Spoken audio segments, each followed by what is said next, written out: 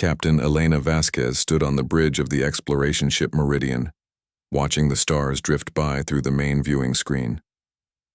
The year was 2387, and humanity had spread across 43 star systems. They lived in peace now, building cities that floated among the clouds of gas giants and growing gardens on the surfaces of dead moons. War was something people only read about in history books. Elena had been exploring the outer edges of human space for 5 years. Her job was simple: find new worlds where people could live, map dangerous areas, and make sure trade routes stayed safe. It was quiet work, and she liked it that way. Most days, nothing exciting happened at all. That changed when her communications officer, Lieutenant Torres, suddenly sat up straight at his station. "Captain, I'm getting something strange," Torres said, his voice tight with confusion. "It's a distress signal, but the language is old, really old." Elena walked over to Torres's station.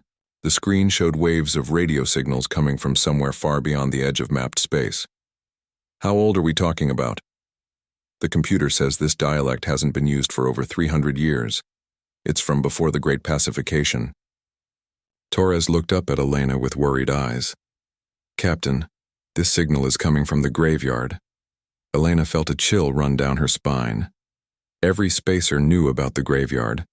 It was a nebula at the very edge of human space where ships went missing. Not destroyed or attacked, just gone. No wreckage, no final messages, nothing. The area had been marked as off-limits for over 2 centuries. "Play the message," Elena said. The bridge speakers crackled with static. Then a voice emerged. It was human, but the accent was strange and the words felt heavy and formal. "This is Ragnarok Station calling any human vessel. We are in need of immediate assistance. Repeat, this is Ragnarok Station. The sleepers must be awakened, the ancient enemy stirs. Please respond." The message repeated 3 times, then started over from the beginning. Elena's science officer, Dr. Sarah Chen, spoke up from her station. "Captain, our records show no station by that name anywhere in human space. And that signal, it's been broadcasting for a very long time. The equipment degradation suggests it's been repeating for centuries." Centuries. Elena stared at the screen showing the signal's origin point. That's impossible. There were no human settlements that far out 300 years ago. "That's what makes this so strange," Dr. Chen said. She pulled up a star chart on the main screen. The graveyard appeared as a dark patch of space, marked with warning symbols. According to our history files, the area around the graveyard was completely unexplored until the 24th century, but this signal is definitely human, and it's definitely old. Elena studied the chart. The graveyard was 3 days away at maximum speed. It would mean crossing into forbidden space, violating about a dozen safety regulations and risking her ship and crew on what might be nothing more than an echo from a lost probe. But something about the message bothered her. The words, ancient, enemy, and sleepers must be awakened felt important in a way she couldn't explain. "Torres, send a message to Colonial Command. Tell them we've received a distress signal from coordinates." Elena read off the numbers from the chart. "Request permission to investigate." "Captain," Dr. Chen said carefully, "are you sure that's wise? The graveyard has claimed 7 ships in the last century. We don't know what's out there." "We know. There's someone asking for help," Elena replied. "And in 300 years of space exploration, we've never abandoned anyone who needed rescue." The reply from Colonial Command came 6 hours later. Elena read it on her private screen in her quarters, feeling her frustration grow with each line. "Investigation denied. Proceed to Kepler Station for scheduled resupply. Signal likely echo from lost probe or communication error. Do not deviate from assigned route." Elena sat back in her chair, staring at the message. In the old days, before the Great Pacification, ship captains had more freedom to make their own choices. But humanity had learned that individual decisions could lead to conflict and war. Now everything went through committees and councils. She thought about the voice in the signal. Someone was out there asking for help. Someone who had been asking for help for 300 years. Elena made her decision. She called her senior officers to the conference room. Torres, Dr. Chen, and her first officer, Commander Park, sat around the small table, waiting for her to speak. "I'm going to ask something of all of you," Elena said. "Command has denied our request to investigate the signal. They want us to continue to Kepler Station and forget about this." "That's probably the smart choice," Commander Park said. "The graveyard is dangerous and we have our orders." "Yes, we do," Elena agreed. "But we also have a duty to help anyone in distress. That's been part of human space law since we first left Earth. No exceptions." Dr. Chen leaned forward. "Captain, what are you suggesting?" "I'm suggesting we take a small detour," Elena said. 3 days to the graveyard, investigate the signal, help whoever needs help, then continue to Kepler Station. Command will be angry, but they can't court-martial me for saving lives." The room fell silent. Elena could see her officers thinking, weighing duty against orders, safety against conscience. Torres spoke first. "I'm with you, Captain. That signal, there's something about it. It feels important. The scientific value alone would be enormous," Dr. Chen added. "A human settlement that old in unexplored space. It could change our understanding of early expansion history." Commander Park was the last to speak. "It's risky, but you're right about our duty to help. If there are people out there who need rescue, we have to try." Elena felt relief wash over her. "Thank you, all of you. Torres, plot a course for the signal's origin. Dr. Chen, I want you to dig through the historical archives. Find out everything you can about the time period when that signal was first broadcast. Commander Park, have all departments prepare for possible emergency situations." As her officers left to carry out their orders, Elena remained in the conference room, staring out the small window at the stars. She had made her choice, but she couldn't shake the feeling that this decision would change everything. Over the next few hours, Dr. Chen came back with disturbing information. The time period when the signal began broadcasting was during the Resource Wars, the last great conflict in human history. It was a time when humanity had built weapons that could destroy entire planets, when different factions fought over minerals and territory with terrible fury. The Great Pacification had come after the wars ended, when humanity decided they never wanted to fight again. They destroyed their weapons, disbanded their armies, and created a peaceful society based on cooperation instead of conflict. But Dr. Chen had found something else. Buried deep in classified archives were references to something called Project Ragnarok. The files were mostly deleted, but the few remaining fragments mentioned contingency plans and final solutions, and the long sleep. Elena read the fragments with growing unease. Who built Ragnarok Station? Why was it hidden in the graveyard? And what did they mean by sleepers must be awakened? The Meridian jumped to faster-than-light speed, racing toward answers that Elena wasn't sure she wanted to find. 3 days later, the Meridian dropped out of faster-than-light travel at the edge of the graveyard.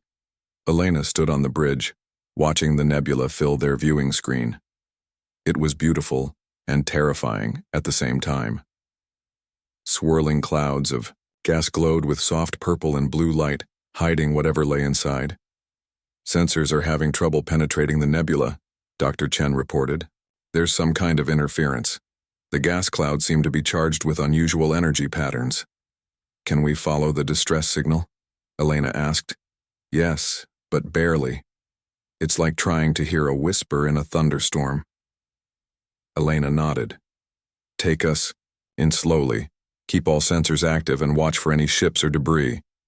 The Meridian moved into the nebula, and immediately Elena felt something was wrong. The energy readings on their instruments jumped wildly. The normally steady hum of the ship's engines seemed muffled. Even the lights on the bridge flickered occasionally. "Captain," Torres called out, "the distress signal is getting stronger, but there's something else. I'm detecting artificial structures ahead." "Structures? What kind of structures?" "Unknown. They're big, Captain. Really big." Elena felt her heart rate increase. "Put it on the main screen." The viewing screen flickered, then showed what lay ahead of them. Elena heard someone gasp, though she wasn't sure if it was her or one of her crew. Floating in the center of the nebula was a space station unlike anything Elena had ever seen. It was enormous, easily 10 times larger than the biggest stations in human space. The design was clearly human but ancient and powerful. Massive towers jutted out from a central hub, and the entire structure was covered in what looked like weapons arrays and sensor equipment. But that wasn't all. As their sensors adjusted to the interference, more shapes appeared on the screen. Dozens of ships were docked to the station, but they were hidden inside the towers and hanging bays. These weren't exploration ships or cargo vessels. They were warships bigger and more threatening than anything in the current human fleet. "My God," Dr. Chen whispered. "How long has this been here?" "Torres, are you getting any response to our communications?" Elena asked. "Nothing yet, Captain, but the distress signal is definitely coming from the station." Elena studied the massive structure. Whatever this was, it had been built by humans during a time when humanity knew how to build weapons of war. The peaceful humans of 2387 had forgotten how to make anything more dangerous than a mining laser. "Take us closer," Elena ordered, "but keep our distance until we know what we're dealing with." As they approached, lights began turning on across the station. At first just a few, then more and more, until the entire structure blazed with illumination. Elena could see movement behind the transparent sections, mechanical systems coming to life after what must have been centuries of waiting. "Captain," Torres said, his voice tight with excitement, "I'm getting a response." "Put it on speakers." A new voice filled the bridge. This one was different from the distress signal. It was crisp, clear, and somehow more alive. "Human vessel Meridian, this is Ragnarok Station. Welcome. We have been waiting for you." Elena stepped forward. "This is Captain Elena Vasquez of the exploration ship Meridian. We received your distress signal. Do you require assistance?" "Captain Vasquez," the voice said, "yes, we require assistance, but not the kind you might expect. Please dock at Bay 7. You are cleared for boarding." "Who am I speaking with?" Elena asked. "I am Heimdall, the station's artificial intelligence. And Captain Vasquez, you are exactly who we have been waiting for." Elena exchanged glances with her officers. An artificial intelligence? Humanity had banned advanced AI after the resource wars, when military computers had nearly escalated conflicts beyond human control. "Heimdall," Elena said carefully, "how do you know my name? How do you know my ship?" "All will be explained when you come aboard, Captain. But time is running short. The ancient enemy stirs, and the sleepers must be awakened." Elena made another command decision. "Dr. Chen, Commander Park, you're with me. Torres, you have the bridge. If anything happens to us, take the ship back to human space and report what you've found." "Captain," Commander Park said quietly, "are you sure about this? This whole situation feels like a trap." "Maybe," Elena replied. "But if there are people on that station who need help, we have to try. Besides, whoever built this place could have destroyed us already if they wanted to." The boarding party took a shuttle to the massive station. Bay 7 turned out to be a docking area large enough to hold 20 ships the size of the Meridian. As their shuttle settled onto the deck, Elena could see that the bay was incredibly old but perfectly maintained. Ancient symbols were carved into the walls, but she recognized them as human writing from before the standardization of languages. Atmospheric readings showed the station had breathable air, though it felt thick and recycled. As they stepped out of the shuttle, Elena noticed their footsteps echoed strangely in the vast space. "Welcome aboard Ragnarok Station." The voice came from speakers hidden in the walls, but it seemed to follow them as they walked. Elena looked around, trying to spot cameras or sensors. "Heimdall, where is everyone? This station is huge, but I don't see any people." "The crew sleeps, Captain Vasquez. They have been sleeping for 312 years, waiting for the right person to wake them. Waiting for you." "Why me? I'm just an exploration captain. I don't understand any of this. Please follow the blue lights to the command center. Everything will be explained." A line of blue lights appeared on the floor, leading deeper into the station. Elena and her team followed them through corridors that seemed to stretch for kilometers. The architecture was impressive but cold, built for function rather than comfort. Military efficiency, Elena realized. Everything about this place was designed for war. They passed massive sealed doors marked with warnings in ancient human languages. Elena caught glimpses of words like arsenal, weapons storage, and restricted access. Whatever this station was, it contained enough firepower to fight a war. The blue lights led them to a central command center that took Elena's breath away. The room was circular and enormous, with screens and control panels covering every surface. In the center was a chair that looked more like a throne, surrounded by displays showing star charts, ship positions, and tactical information. "Please approach the command chair, Captain Vasquez," Heimdall's voice said. Elena walked forward cautiously. As she got closer to the chair, panels lit up around it. A holographic display appeared, showing her face and a stream of information, scrolling rapidly beside it. "Genetic scan complete," Heimdall announced. "Identity confirmed. Captain Elena Vasquez, you are the great-great-granddaughter of Admiral Maria Vasquez, the original commander of Ragnarok Station." Elena stared at the hologram. The face that appeared next to hers looked remarkably similar. Same dark hair, same determined eyes, same stubborn jawline. "That's impossible," Elena whispered. "My family has been civilian for generations. We've never had any military connections. Your ancestor was part of humanity's greatest secret, Captain. She and others like her built this station and dozens of others like it throughout the galaxy. They were humanity's final defense against a threat, so terrible that all records of it were hidden." Dr. Chen stepped forward. "What kind of threat?" "Humans have been exploring space for 400 years. We've never encountered any hostile alien species." "Because they were sleeping," Heimdall replied. "But not anymore. Long-range sensors have detected movement in the void between galaxies. The Devourers are returning." Elena felt the blood drain from her face. Devourers? An ancient enemy that consumes entire civilizations. They sleep for 1,000 years, then wake to feed. Humanity encountered them once before, during the early expansion period. We barely survived by hiding and hoping they would pass us by. The holographic display changed, showing images that made Elena's stomach turn. Dead worlds, stripped of all life. Massive alien ships that looked like metallic insects. Entire star systems gone dark. "Your ancestor and her colleagues knew the Devourers would return someday," Heimdall continued.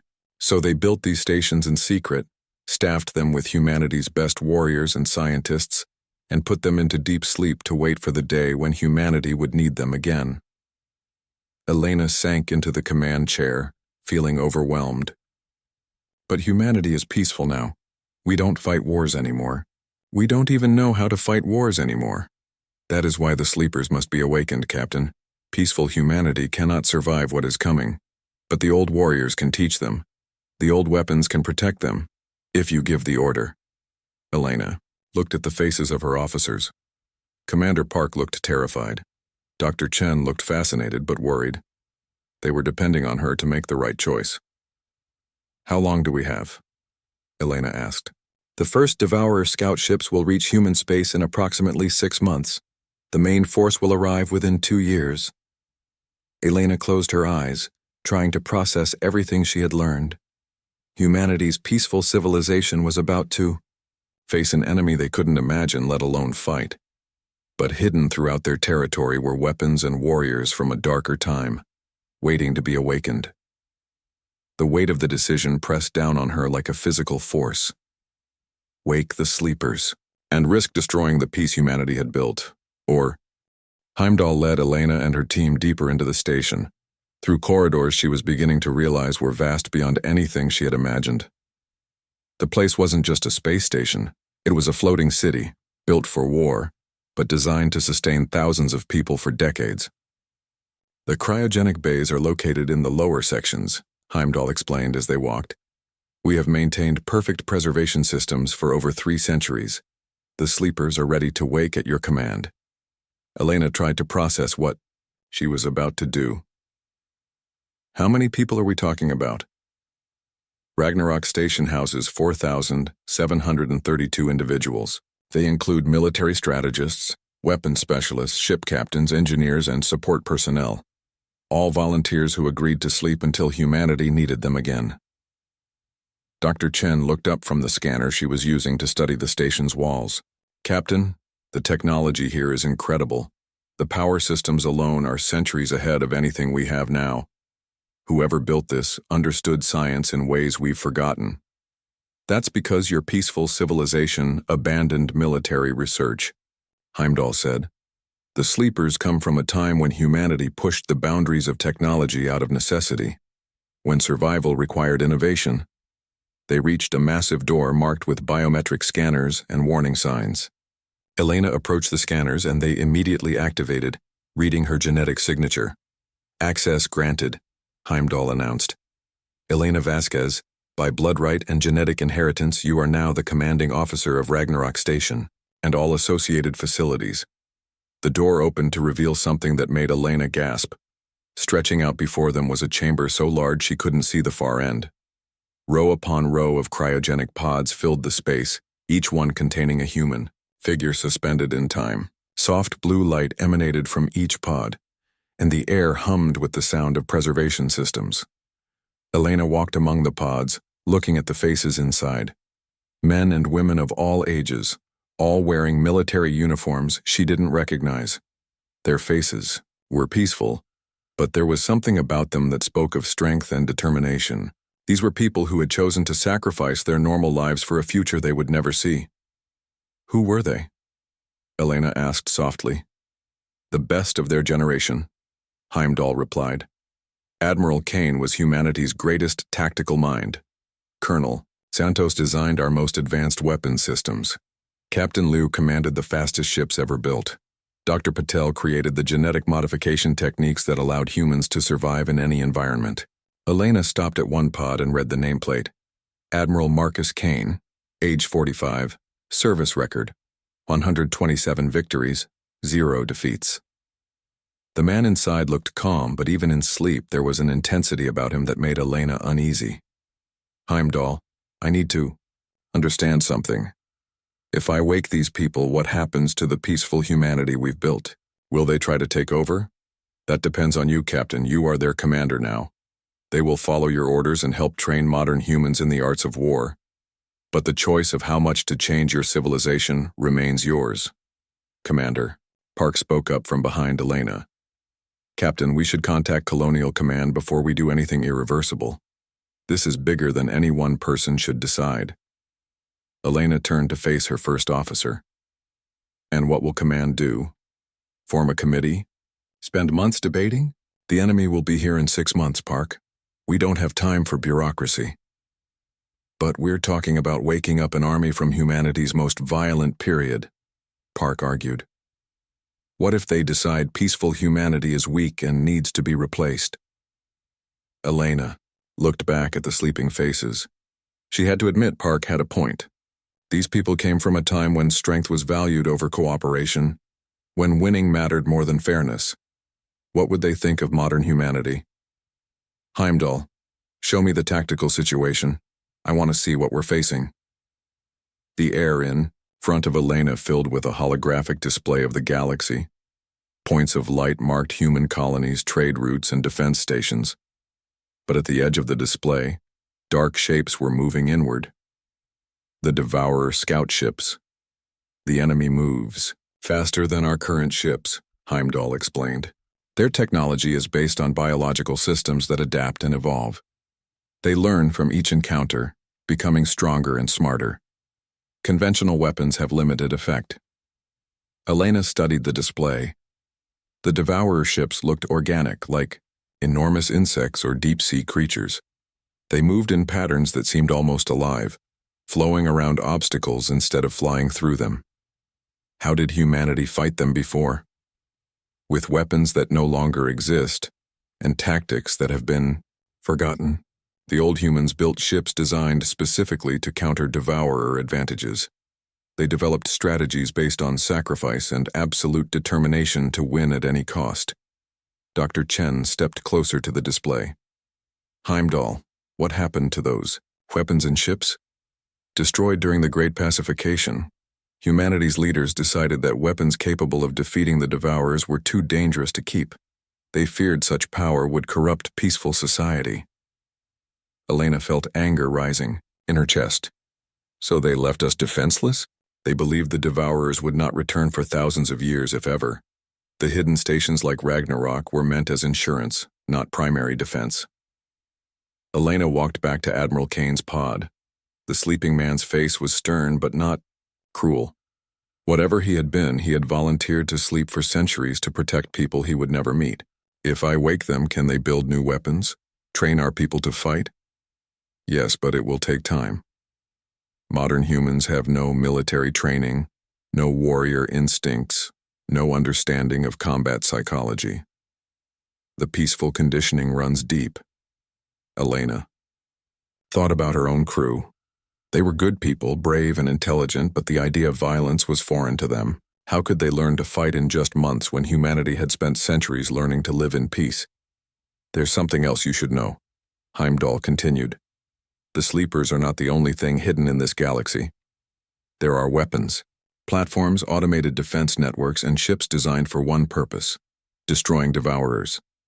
But they require authorization codes that only the awakened military leaders possess. Elena felt the weight of decision pressing down on her again. Wake the sleepers and risk unleashing humanity's capacity for violence. Leave them sleeping and watch civilization die. She activated her communication device. Meridian, this is Captain Vasquez. Torres, I need you to send an emergency transmission to Colonial Command, priority Alpha clearance. Yes, Captain. What's the message? Elena took a deep breath. Tell them we have encountered a Class 1 existential threat to human civilization. Ancient enemy forces are approaching human space. Request immediate council session and authorization for emergency military preparation. Captain? Torres's voice was confused.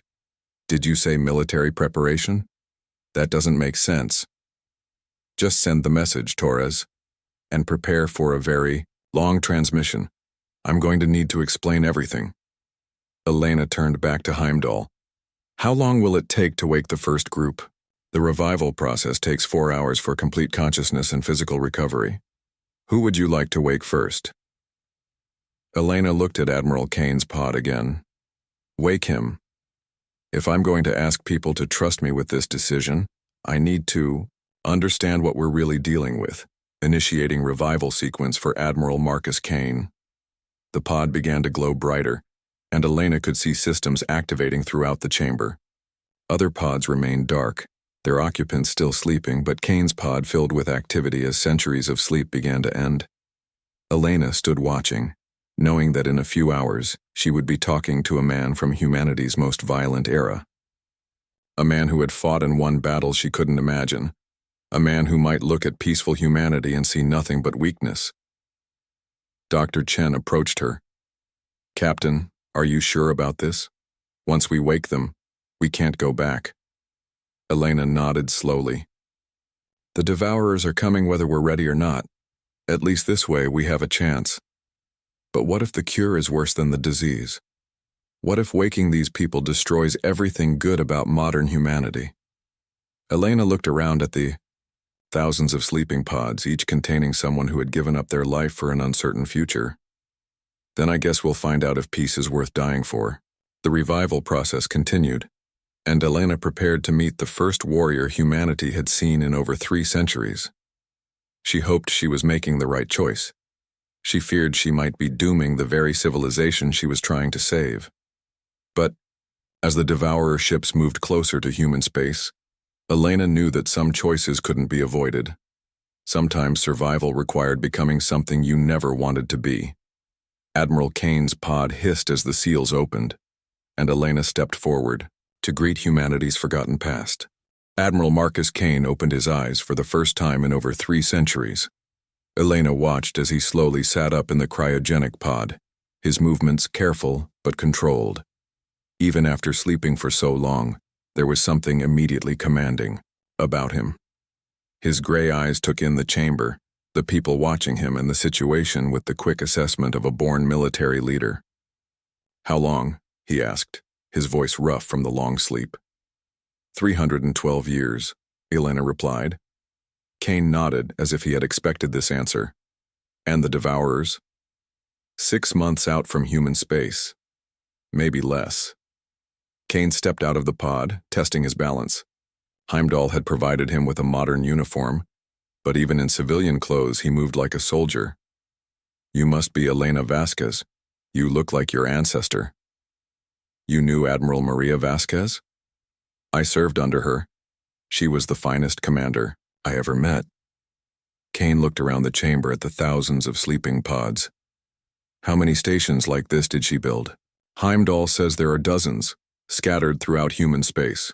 All hidden, all waiting. Kane's expression darkened. Not enough. We had hoped for more time. He turned to Elena with an intensity that made her step back. Captain, I need you to understand something. The peaceful humans living in your colonies have no concept of what's coming. The Devourers don't just kill, they consume. They turn entire worlds into feeding grounds. When they're finished, nothing remains but dead. Elena felt sick thinking about it. Can we stop them? We did before, barely. But that was when humanity was already at war, already used to violence and sacrifice. Your people... Kane shook his head. They'll need to change quickly, or they'll all die. Heimdall, begin waking the senior staff. Start with the tactical team and the weapons specialists. Elena spent the next week learning what it meant to command an army. As more of the sleepers awakened, Ragnarok Station came fully to life. The people who emerged from the pods were unlike any humans Elena had ever met. They moved with purpose, spoke in clipped military terms, and approached every problem as if it were a battle to be won. Colonel Santos, the weapons specialist, was a small woman with burn scars on her hands and the ability to design devices that could crack planets. Captain Liu turned out to be Elena's age, but with the confidence of someone who had commanded fleets in desperate battles. Dr. Patel had modified his own genetics to survive in vacuum for short periods and could design biological weapons that would terrify modern humans. But it was Admiral Kane who truly scared Elena. Not because he was cruel or violent, but because he was so completely focused on winning. When Elena showed him reports of modern human military capability, he didn't laugh or get angry. He simply started planning how to turn peaceful civilians into soldiers. We'll start with the colony worlds closest to the Devourer approach vector, Kane explained, pointing at a holographic map. Evacuate the civilians and use the infrastructure as training grounds. We need to wake every sleeper facility and begin mass production of weapons. The Colonial Council will never approve that, Commander Park said. Elena had allowed her first officer to attend the planning sessions, and Park looked more horrified. With each meeting, Kane looked at Park with the expression of someone explaining something to a child. Commander, the Colonial Council's approval is irrelevant. In 4 months, the first Devourer scouts will reach human space. In 18 months, their main fleet will begin consuming worlds. We don't have time for politics. Elena tried to find a middle ground. We need to work with the civilian government, Admiral.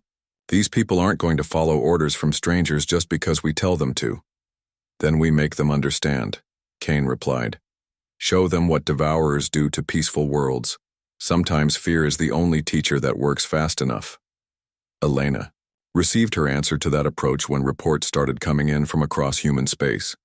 Heimdall had activated the other hidden stations simultaneously, and awakened warriors were attempting to take control of defensive preparations.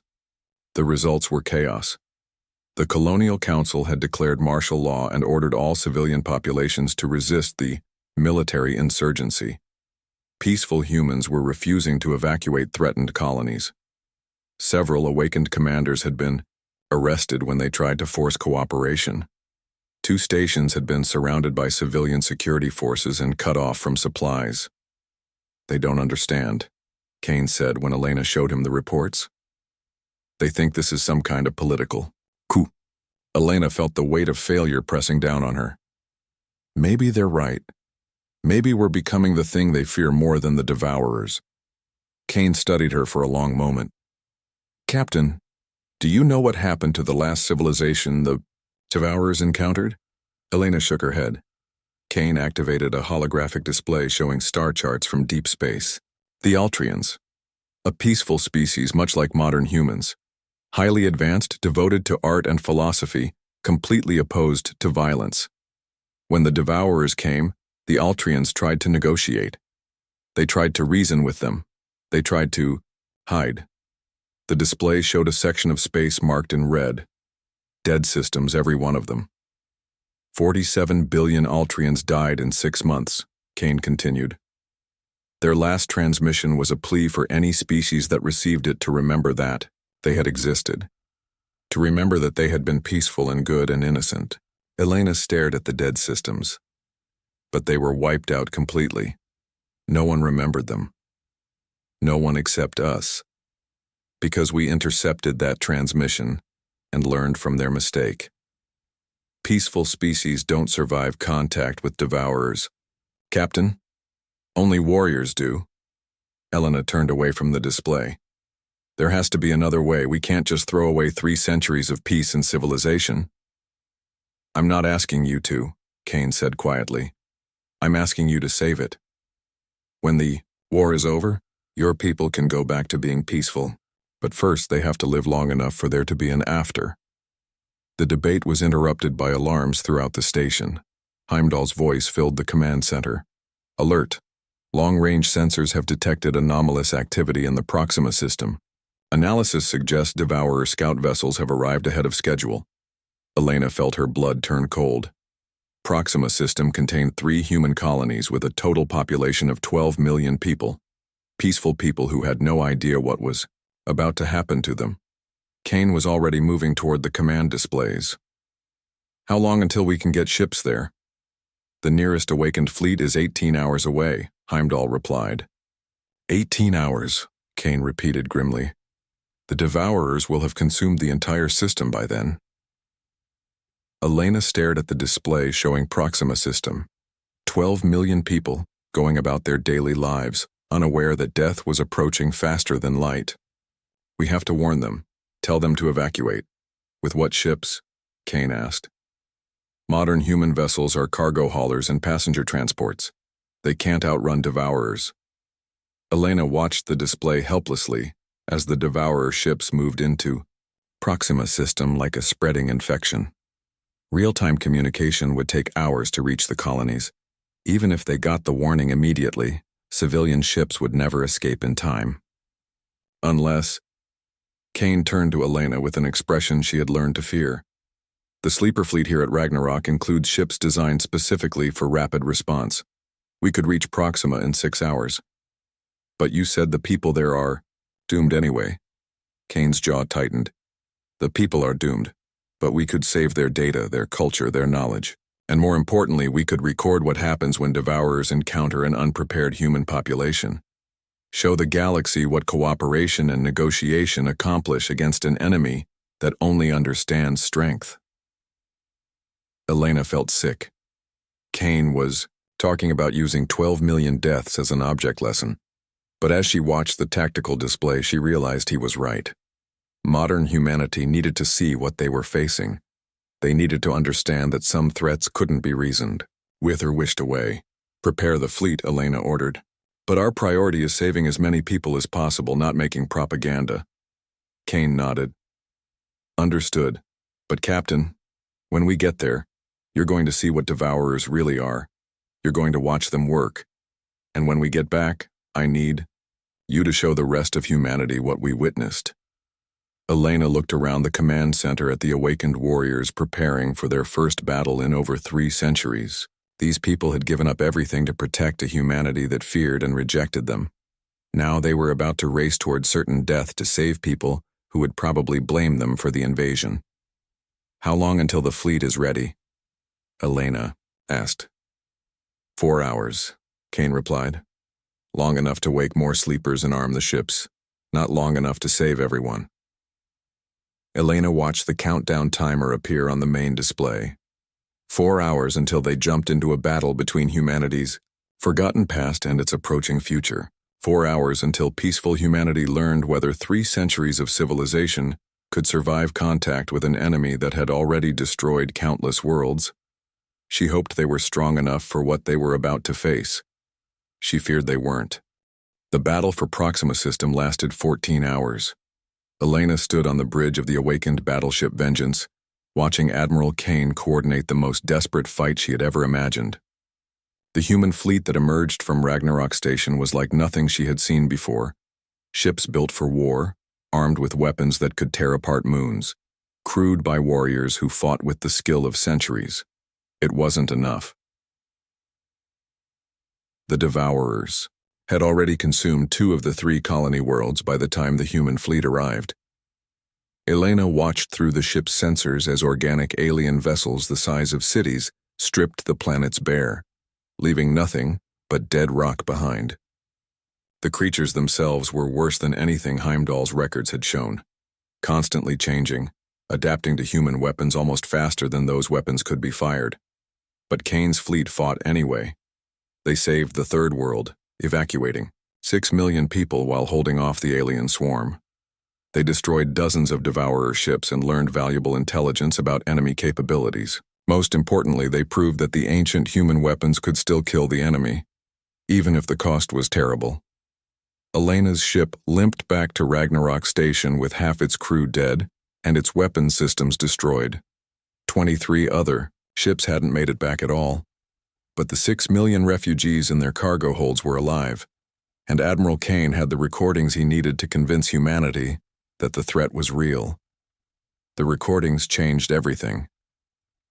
When the Colonial Council saw footage of entire worlds being consumed, when they watched peaceful cities disappear under swarms of adaptive alien monsters, when they saw the price paid by the awakened fleet to save even a fraction of the population, the resistance to military preparation crumbled.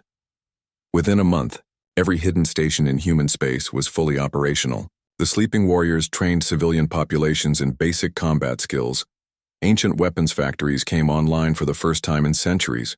Ships designed for exploration were hastily converted into fighting vessels. Elena found herself commanding not just Ragnarok Station but the entire awakened fleet network.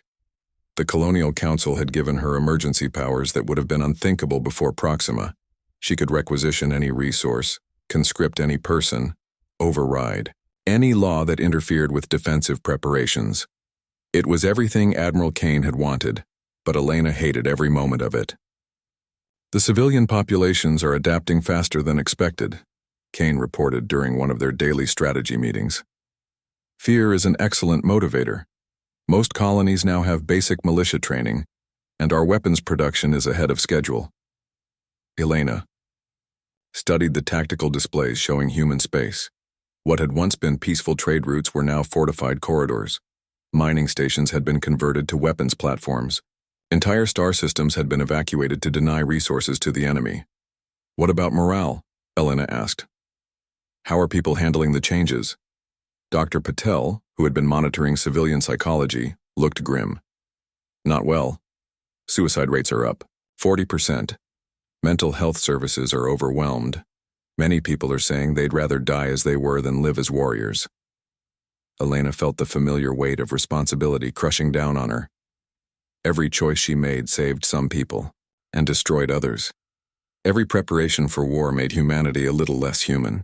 The main Devourer fleet will arrive in 6 months, Kane continued.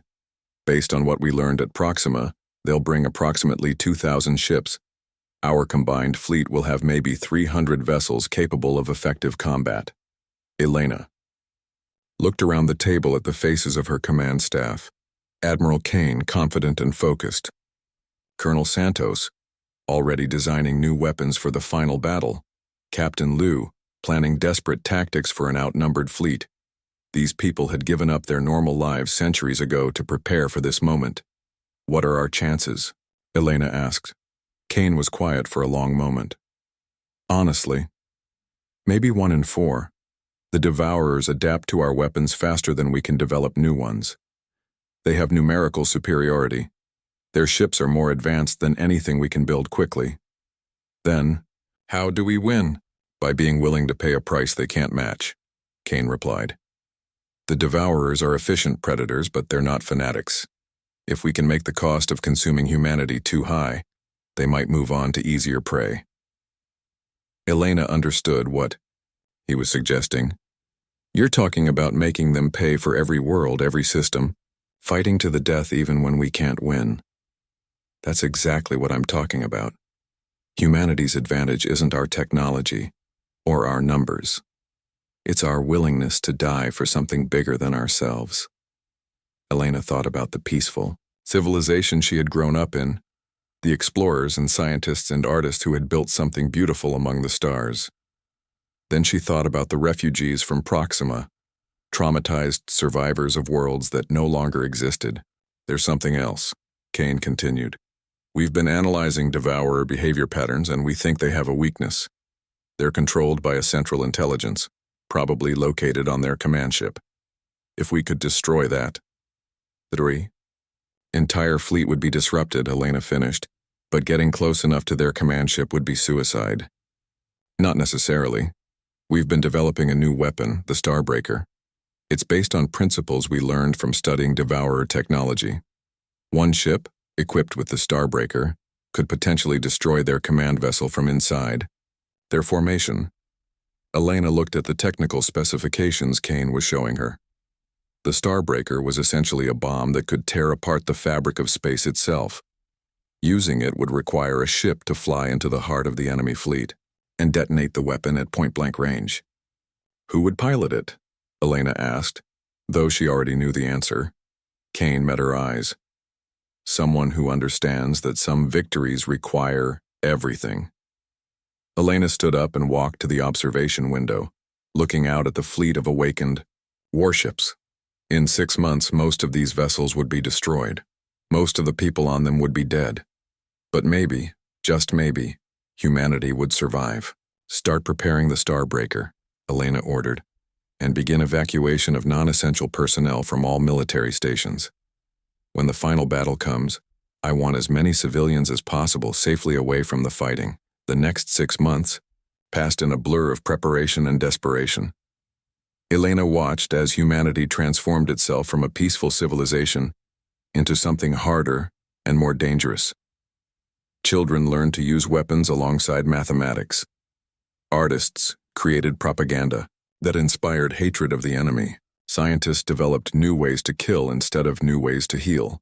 When the Devourer main fleet finally arrived at the edge of human space, Elena was ready. The final battle took place in the Sol system, with Earth itself as the prize.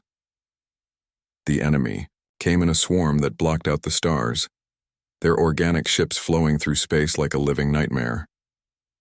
Humanity's fleet met them at the edge of the solar system, and the two forces crashed together in the largest space battle in galactic history. Elena commanded the battle from the bridge of a modified exploration ship carrying the Starbreaker. As human vessels died around her, as Admiral Kane's tactical genius was matched against alien adaptability, as the peaceful worlds of humanity held their breath, Elena guided her ship toward the heart of the enemy formation. The Devourer command ship was even larger than intelligence had suggested, a biomechanical construct the size of a small moon.